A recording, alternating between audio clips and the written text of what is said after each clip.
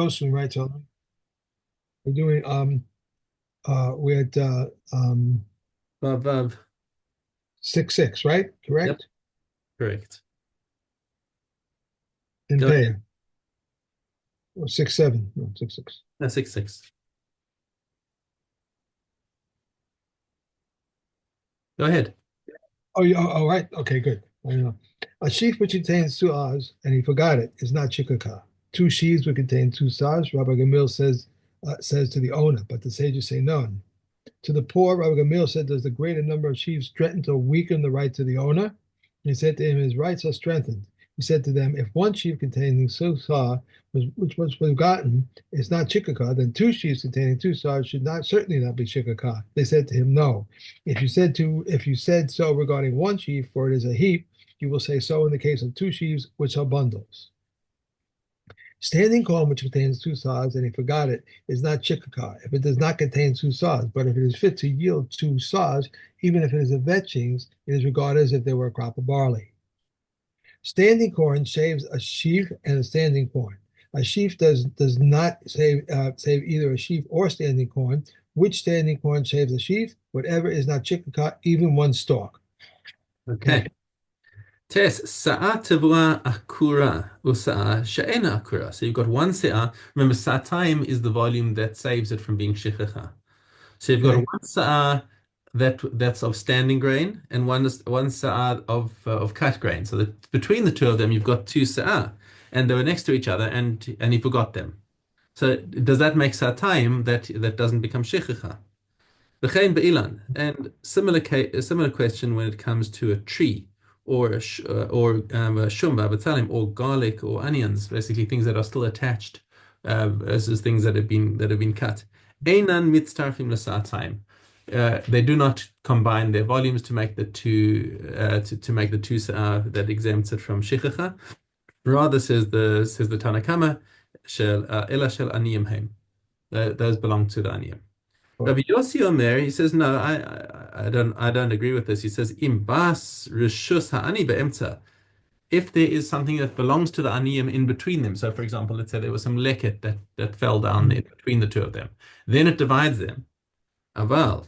So then he would agree, but im lav hare elu mitztarfin. If it's all in the Balabaisa's property, basically with nothing intervening, then he says that they can combine. Now, what's the underlying reasoning is basically there's a pasuk. Let's just see what this is. Shall aniyim him. Wait, I thought it said that there was some reasoning inside here. It says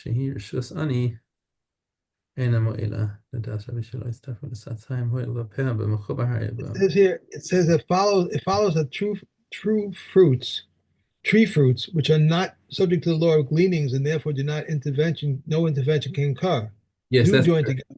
You see, right. That's another point that is indeed true. I didn't mention that. Kahati, yeah, Kahati mentions that. Right, of course, you're also in Kahati. You're not on scroll. Right. Um, Right. but I was just looking for the what is the point of departure between the two? I thought I remembered seeing something in the commentary explaining the it doesn't explain the reasoning between them. At any rate, the halacha does not follow Rabbi Yossi. All Rav Yosef, right. Mishnah Yud, tavua shenitna l'shachas or la'aluma. So if you have produce that is intended to be discarded or basically used for animal fodder, or la'aluma, or for making for tying using basically just the Two. stalk to Right. to to make into a kind of a rope and to tie up a stack. V'chein ba'agudei hashum. Also the bundles of garlic v'agudos hashum agudei hashum v'agudos hashum v'habetzalim. I don't know what is agudim and agudot. It says Um, garlic and onions. yeah, I know garlic and onions, but I'm looking at the word aguda. That's what's bothering me here. Agudei hashum, which is aruga shel shum shenikba legod bahem. So it's meant to be used for binding others. and agudos Hashem v'abatzana. Okay, and I guess agudos are smaller bundles. שחוזר ואוספן כדי לאוגדן לאגודות גדולות, that he's putting together into small bundles, which are ultimately שחוזר ואוספן, which he's going to go back and gather to put them into large bundles. All of these אין להם שכחה. Why don't they have shikha? Because they are not meant for food, and No. therefore it doesn't come for it doesn't get bundled. And Uh-huh. so once it's been designated for a stack, and they're not designated for food, then we don't have a din of shikha. And what about things that are stored in the ground? Kagona luf, shum, luf, I think is leeks. Is that right? Oh, and onions. Um, Um, no, it still says well, yeah, loaf, garlic, and onions. With garlic and onions. Okay. So these are vegetables that are generally stored in the ground. So you first got to uproot them and clean them off, and then you stick them into a pit that you dig in the ground and to keep them cool and fresh because you don't have refrigeration. Okay. Rabbi Yehuda Omer, Ein lahem shechacha. All these things do not have a din of shechacha once they've been put in the ground. Chachamim omrim yesh lahem shechacha. Yes, you could have shechacha if at the time that you were plucking them, you left behind one stalk, one growth that was not that you forgot to pluck. Um, that is okay. So according to Tanakama, that's not shechicha. But Rabbi Yehuda says, Chachamim says say that. Sorry, beg your pardon. That's according to Rabbi Yehuda. Rabbi Yehuda says there's no such thing as Right. shechicha, even if you forget, because in any case you're going to store it in the ground. But Chachamim say no. This is also shechicha. And Um, that's not lucky. That's because not lucky. it's still in the sadeh. It's Yeah. okay. It's considered that it's still in the sadeh. It's not. And there's no exemption. Right. This was where there was a pasuk that Rabbi Yehuda learned out, um, because it says v'shachachta omer basadeh, and Rabbi Yehuda says, well, you forgot it in the field. Not in the field means it's open, as opposed to something that grows out the ground. Right? So that's something that's buried in the ground. That's not called shechicha. Okay. By Uh, the way, loaf is a kind of onion with a very bitter and sharp root. okay. Loaf, okay. Yeah. All right. Mishnah Yud Aleph. Hakotzer belayla. Okay. So a guy decides that he wants to reap at night. Okay, is a nice full moon or something, and he's going out to do his stuff. V'hama Amir, or one who's bundling at night, or v'hasuma, or even a blind guy who's doing it by day where the light doesn't help him. Yesh lahem shechicha. Sorry, just because you couldn't see it doesn't exempt you from the din of shechicha. If you choose to do it by night, you're making yourself more likely to create shechicha, but you cannot claim that it was an honest because you could have done it by day. Even a summer I mean, you could say that he has no choice, but except he can get a shaliach. He Uh, could get a shaliach to go and do it for him. And since he didn't, that's just comes with the territory. If you're going to take the chance of leaving stuff behind, then you take the chance. Okay. V'im hayam miskavin letolis hagas. So let's say his intention is to go out and pick up the big bundles first, and then to go out and pick up the small bundles afterwards. Ein lo shechicha. That's not called shechicha. He's deliberately leaving the small bundles in the field. So you cannot say that those are shechicha. right. However, im amar, he decides he's going to make it tonight. Hare ani kotzer al menas ma she'ani shochech ani atol. He says, I'm not going to be medaik. I'm just going out into the field to pick up stuff, and whatever I forget, I'm planning to come back and fix. Nope. Yesh lo shechicha. That shechicha is a shechicha. You cannot make a tanai on something that's stipulated in the Torah.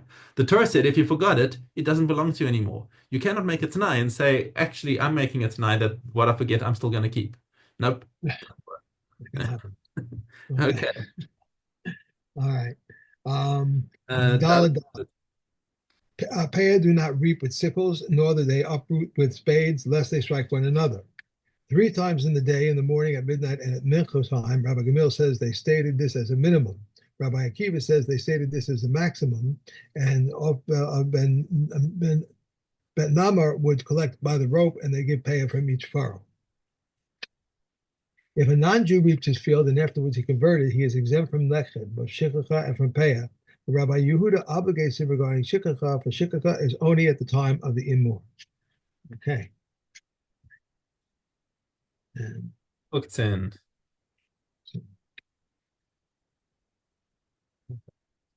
okay, Gimel Hay. Costus, ginger, fragrant herbs, tia, avosida, avosida, pepper, and saffron loaves may be purchased with money of Maisa Sheni, but they do not contract Tumas Oakland. These are the words of Rabbi Akiva. And Yochanan ben Nori said to him, if they may be purchased with Maisa Sheni money, why do they not contract Tumas Oakland? And if they do not contract Tumas Oakland, they should also not be purchased with Maisa money.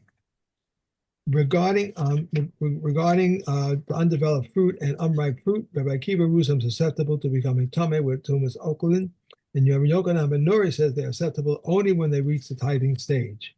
Regarding hardened olives and grapes, Rabbi Shammai rules them susceptible to becoming tamei, but Beis Hillel says rules them tahor. Regarding fennel, Beis Shammai rules them tahor, but Beis Hillel rules them susceptible to becoming tamei, and so too regarding tithes. Part of palm is like wood for all matters, except that it may be purchased with my sasheni money. Immature days are food, but are exempt from tithes. Okay. We have mikvos.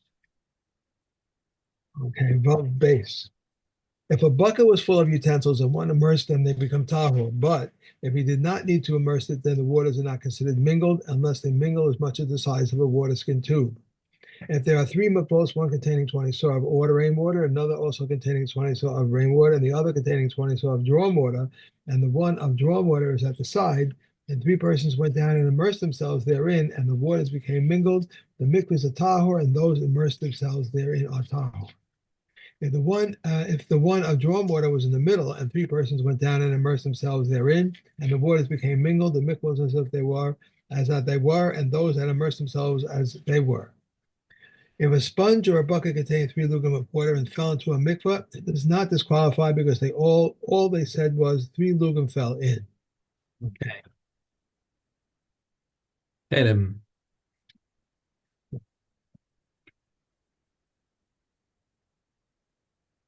Okay. Base vav. A gistura that was found in a kill before its manufacture was complete is tahor. After its manufacture was complete, it is tamei. At Titros, Reb Eliezer ben Talik rules tahor, and Reb Yossi rules the tamei since it lets out liquid drop by drop. These are the tamei among the earthenware utensils: a tray that has a rim, a closed fire pan, and a tray that is filled with bowls. If one of the compartments becomes tamei via sherets, the others do not become tamei. If it has a rim that extends above the compartments and one of the compartments becomes tamei, the others become tamei. The same applies to an earthenware spice container and double ink wells.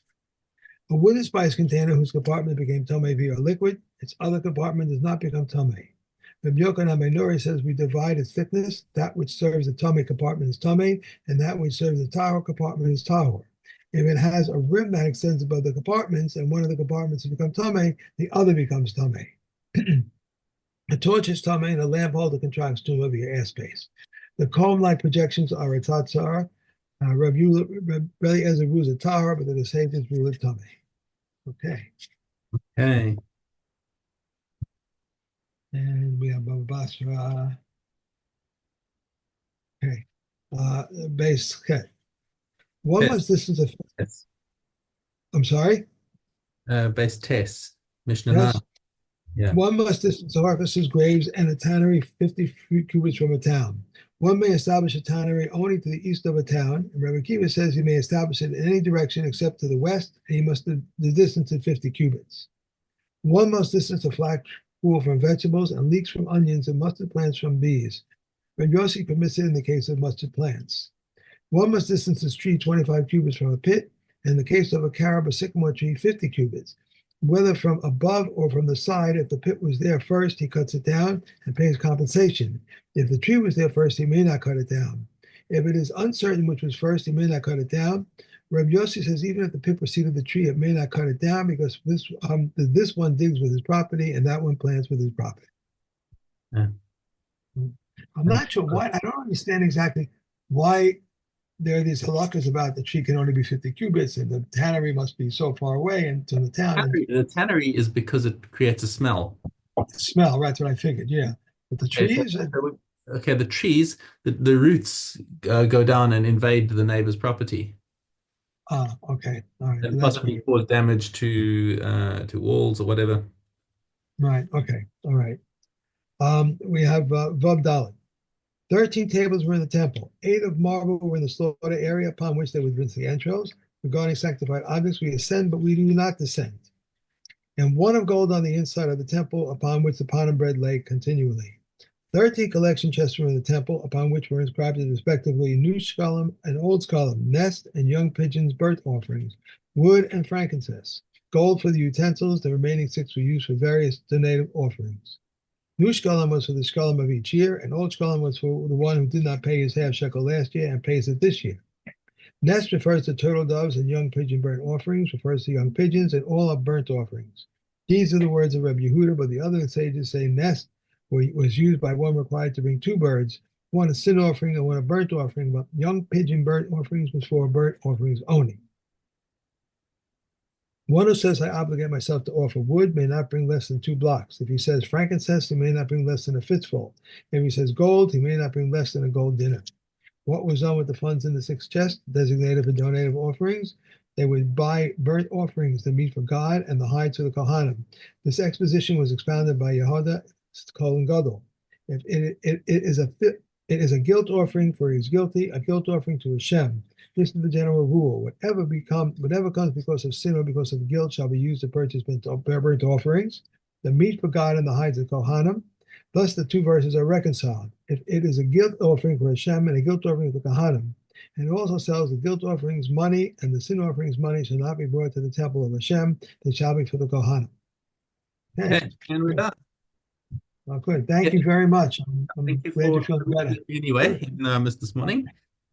Okay, great, great. We got everything done. Okay. I'll see you in the morning, Mr. Shank. Feel well. Thank you.